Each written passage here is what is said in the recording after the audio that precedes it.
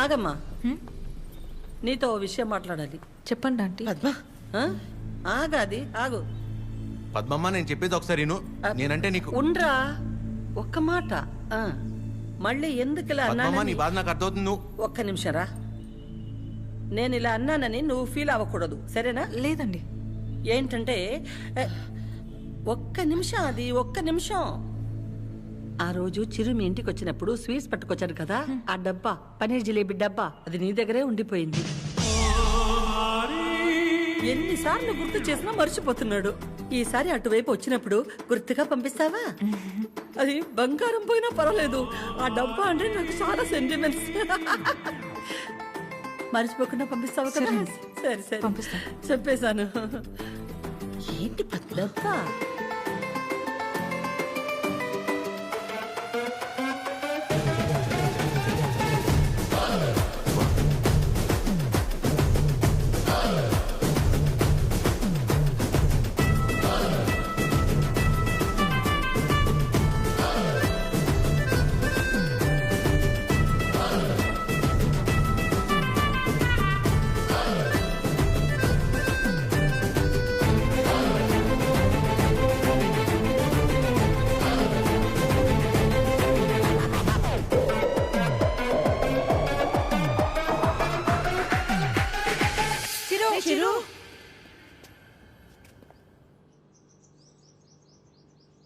దేవుడు అన్నీ చూస్తూ ఉంటాడు తమ్ముడు. వీళ్ళాడిన ఆటలకి సరైన అమ్మాయిని తీసుకొచ్చి దించాడు. అలా చూస్తారే, ఇప్పుడు ఏం చేస్తారో చెప్పండి. ఇంతకీ చిరు ఎక్కడా? ఇలాంటి పరిస్థితులు ఎవరైనా ఎక్కడ ఉంటారు? అక్కడే. నా గురించి మర్చిపోయి ఒక మంచి అమ్మాయిని చూసుకొని హ్యాపీగా ఉండండి. మన పెళ్ళి జరగదు.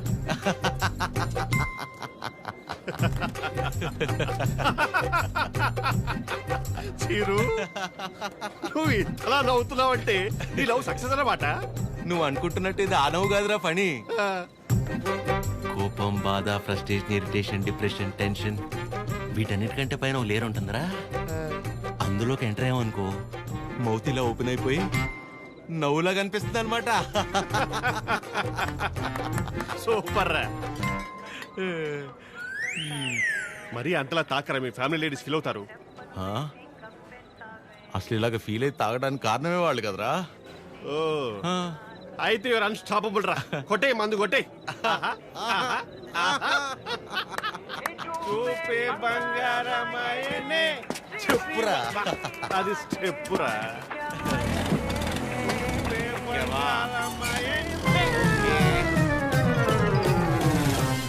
తదిమి తందాన హృదయ లయల జతుల తిల్ల. తాగి నువ్వా నేనా?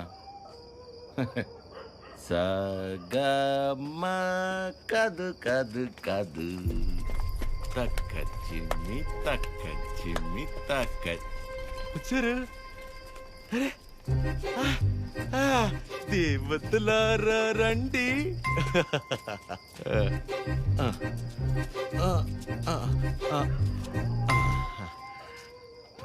మీ దీవెనలందించండి.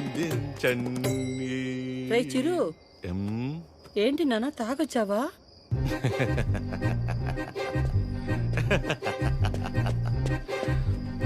పద్మమ్మ, ఒకసారి నవ్వవా?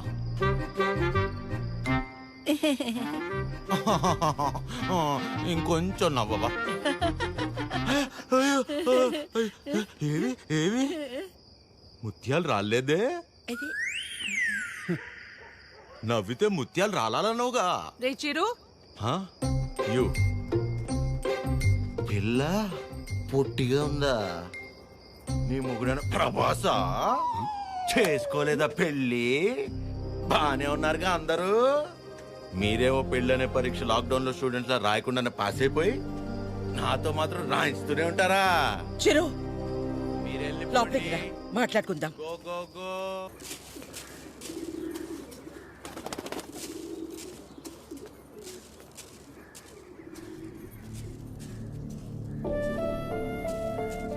కాఫీ టీలు ఏమైనా ఉన్నాయా లేవా? ఆకలేస్తుంది. టిఫిన్ అయినా పెడతారా? ఇంకోసారి మందు తాగొస్తే మంచి నీళ్లు కూడా ఇవ్వను. ఏంట్రా ఎప్పుడూ లేంది కొత్తగా? బుర్ర పని చేయలేదు, నేనేం చేయను? తాగాక బాగా పనిచేసిందా? అయినా చేతగాని వాడిలా తాగడం ఏంట్రా? ఆ? చెప్పు. రేయ్, ఎంత మా మధ్య పెరిగినా చివరికి నువ్వు కూడా మగాడివి అనిపించావు కదరా. పద్మమ్మ నేను అప్పుడే చెప్పా, ఆ అమ్మాయి కాదంటే నేను తట్టుకోలేనని. మీరే ఏవో చెప్పి పంపించి ఇప్పుడు నన్ను అంటున్నారు. సరే, తన వల్ల నేను బాధపడినా పర్లేదు, నా వల్ల మీరు మాత్రం బాధపడకూడదు. ఇంకెప్పుడు ఇలా జరగదు. సారీ. సారీ ఏంట్రా?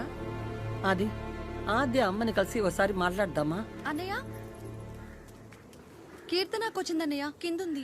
ఏం కీర్తన, పెళ్ళైన తర్వాత మమ్మల్ని మర్చిపోయావా? ఏంటి ఇలా దారి తప్పొచ్చావు? హలో ఆంటీ, ఎలా ఉన్నారు? బాగున్నానమ్మా, కూర్చో. ఏంటమ్మా ఎలా ఉన్నా, బాగున్నావా? బాగున్నానంటీ. వాసు ఎలా ఉన్నాడమ్మా? వాసు ఎవరంటీ? వాసు వాళ్ళ ఆయన పేరు విష్ణుమా. ఏదో ఒకటి. బాగున్నాడా? బాగున్నాడు. మీ బాక్స్ ఆంటీ ఆద్య ఇచ్చిరమ్మంది. వాళ్ళే ఇచ్చేశారు. సరే ఆంటీ, నేను బయలుదేరుతాను. కీర్తన, మూత మారిపోయింది. Bye aunty. ఎక్కడికి వెళ్తావు? కూర్చో. నా మీద అరుస్తావేంటి? అయినా నేను చాలా చెప్పు చూసాను. టైం వేస్ట్, నువ్వు తను మర్చిపో. మర్చిపోవడం ఏంటి బొందా? సరే సర్లేరా కీర్తన, మర్చిపోవటం దాకా ఎందుకులే గాని అదే వాళ్ళ అమ్మ గురించి చెప్పు.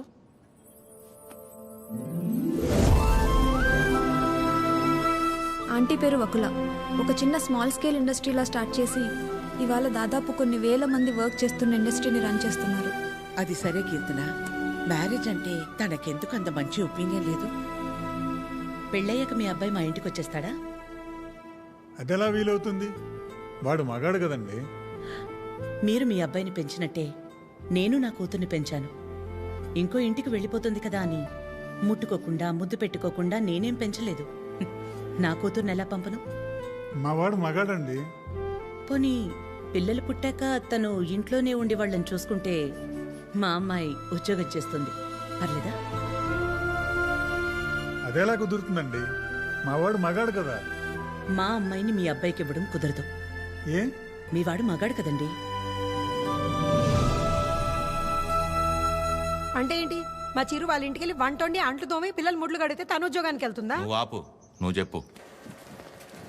పెళ్ళానికి పక్కింటి ఆడదానికే కాదు, ఇంట్లో పనిచేసే పని మనిషికి కూడా తేడా తెలియని వాళ్ళు చాలా మంది. భార్య అంటే పడక గదికి, వంటగదికి, వాషింగ్ మిషన్లో బట్టలేయడానికి మాత్రమే అనుకునేవాళ్ళు మరికొంతమంది. తన జీవితం మొత్తాన్ని తీసుకెళ్లి ఒకడి పాదాల దగ్గర సమర్పించేంత గొప్ప లక్షణాలున్న మగాడు ఎప్పుడూ లేడు.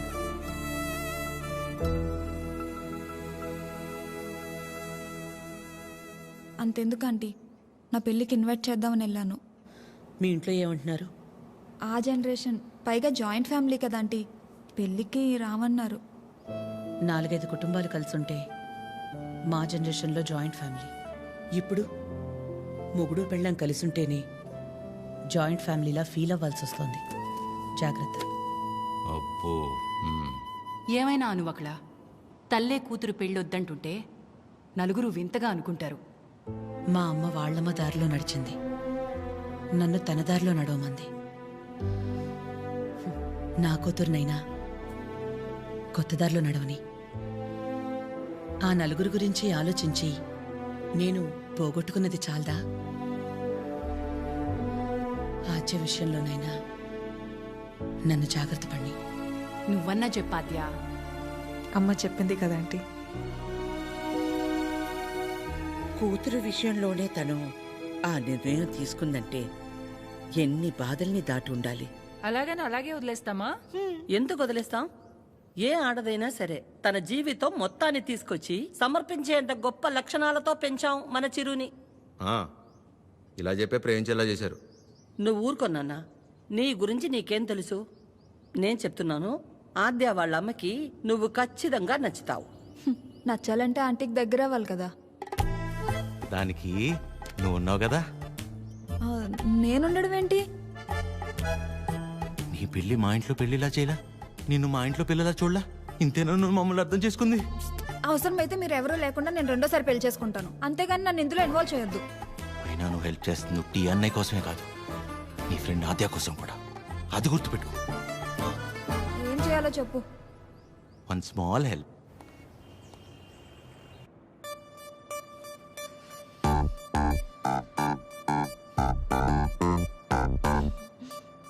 ఏమైంది? ఆ, ఏం లేదే. ఏదో టెన్షన్ పడుతున్నట్టున్నా. ఆ, అంటే ఇవాళ విష్ణు వస్తున్నాడు కదా. అదేంటి నిన్న ఎల్లుండి వస్తున్నాడు అన్నావుగా.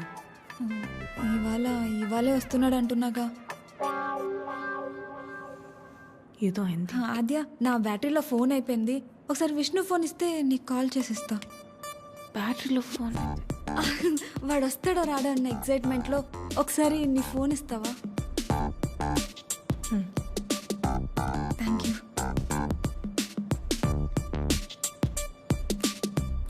హలో విష్ణు. చెప్పు. ఏంటి ఎక్కడున్నావు నువ్వు? ఏమైంది? ఏంటి? హలో. ఒక్కోసారి ఒక మాట మార్చకు చెప్తున్నా. ఎవరు మార్చారు? ఏం మార్చారు? ఒక నిమిషం ఆద్య. హలో కీర్తన. చెప్పు. ఏం చెప్పాలి? అవునా? ఏంటవునా? సరే నేను మళ్ళీ చేస్తాను. ఇప్పుడు ఎందుకు చేసావు? హలో.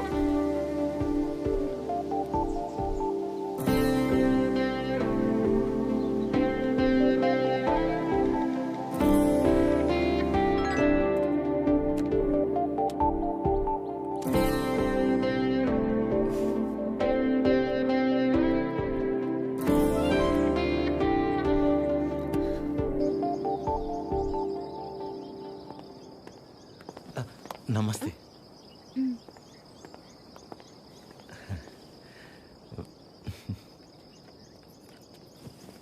నమస్తే అండి.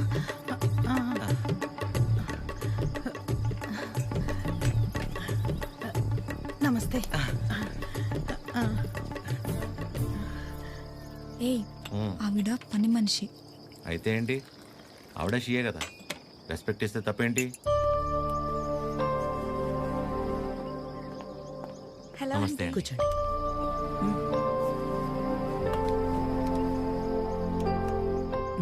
మీకు చెప్పా కదంటీ తిని గురించే. నాకు అన్నయ్యలాగా. వీళ్ళ ఫ్యామిలీ కూడా చాలా క్లోజ్ ఆంటీ నాకు. అందుకే మిమ్మల్ని పర్సనల్గా రిక్వెస్ట్ చేద్దామని వచ్చాను. మీ పేరేంటి? చిరంజీవి. ఏం చేస్తుంటారు? కళ్యాణ మండపం ఉందండి. అమ్మాళ్ళు కూడా మీలాగే ఒక ప్రాజెక్ట్ స్టార్ట్ చేద్దాం అనుకుంటున్నారు. వచ్చేదారిలో ఫ్యాక్టరీ కూడా చూసి వచ్చారండి, చాలా బాగుంది. కొద్ది రోజులు ఇక్కడే ఉండి అబ్జర్వ్ చేస్తే వీళ్ళ ప్రాజెక్ట్ కూడా కొంచెం హెల్ప్ అవుతుంది ఆంటీ. అంటే ఇంట్లో ఆడవాళ్ళని సపోర్ట్ చేయటం కొడుగ్గా నా బాధ్యత కదండి. ఆద్య కూడా మీకు మాట చెప్తానంది. మెసేజ్ చేసింది.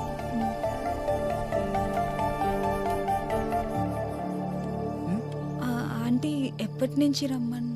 రేపు వెళ్ళి సరితను కలవమను. Okay, thanks aunty. థ్యాంక్స్ అండి. బాయ్. చల్లంత కవ్వింత కావాలిలే, ఆద్యకి విషయం తెలిస్తే నా మొహం కూడా చూడదు. ఒళ్ళంత తుల్లింత రావాలిలే. ఆంటీకి అబద్ధం చెప్పానని తెలిస్తే నేను చంపేస్తుంది. సరిత ఎవరు? సరిత ఎవరు?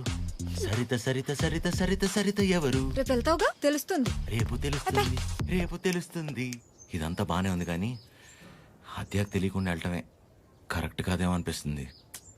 సీతాదేవి కోసం రాముడు బయలుదేరాడని సీతకి తెలుసా? బయలుదేరలేదా? అది సీత నమ్మకం, రాముడి బాధ్యత. ఆద్య నీ బాధ్యత.